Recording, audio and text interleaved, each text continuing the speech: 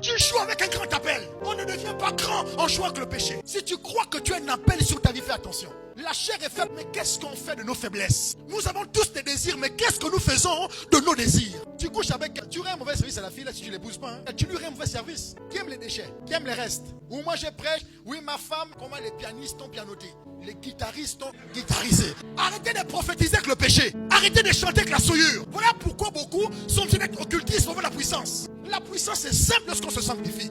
Il y a un homme en Belgique qui me dit, mais comment tu fais l'équilibre entre la puissance et la sainteté? J'ai dit, il n'y a pas de puissance sans sainteté. La véritable puissance de Dieu commence par une vie de sainteté. Dieu t'appelle, mais tu joues avec le péché. Vous les jeunes serviteurs de Dieu, les appelés, les prophètes sont de la salle. Vous avez des appels nobles, mais servez Dieu pour de vrai. Donnez aux gens encore du goût à écouter l'évangile.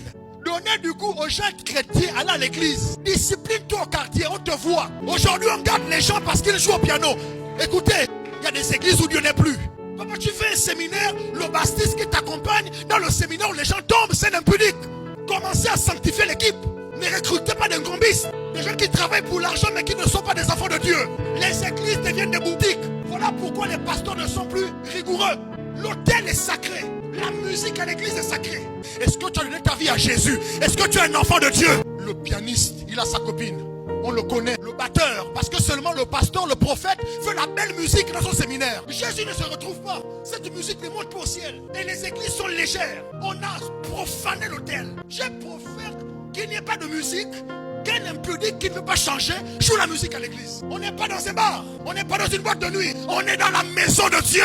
Tous les détails dans la maison de Dieu comptent. Ne bloquez pas le salut des gens en tolérant la souillure à l'église. Tu es maudit si après m'avoir écouté, tu restes dans ton péché. Tu es maudit si tu refuses que les vérités de la parole te changent. Pas que je te maudis, mais cette parole te condamne. Mais cette parole te condamne. Tu joues avec un grand appel. On ne devient pas grand en jouant avec le péché. Les fils de ma mère ne me reconnaissent pas. Pourquoi? Le zèle de ta maison m'a dévoré. Et toi, depuis que tu es rentré dans cette maison, tes parents te reconnaissent.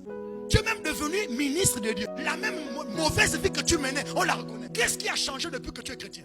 Oui, tu t'habilles et tu te parfumes pour aller à l'église, mais ta vie n'a pas changé. Et ce matin, Dieu te dit, il y a quelque chose dans sa maison qui doit dévorer la mauvaise vie qui est en toi. Le zèle de la maison de Dieu, c'est pas seulement l'ardeur. C'est au-delà de tout. Un engagement total à le suivre lui, à l'aimer lui et à vivre pour lui. Paul dit, vous mes enfants en Christ, pour qui j'éprouve à nouveau les douleurs de l'enfantement, jusqu'à ce que Christ soit formé en vous. Donc il est en train de dire, il a engendré des enfants en Christ sans Christ. Il dit, je vais recommencer. Plusieurs d'entre vous, vous êtes en Christ sans Christ. Vous êtes vide de Christ. Paul dit, je dois le faire. Je dois recommencer jusqu'à ce que Christ soit formé en vous. Tu as une mission? Tu as un appel?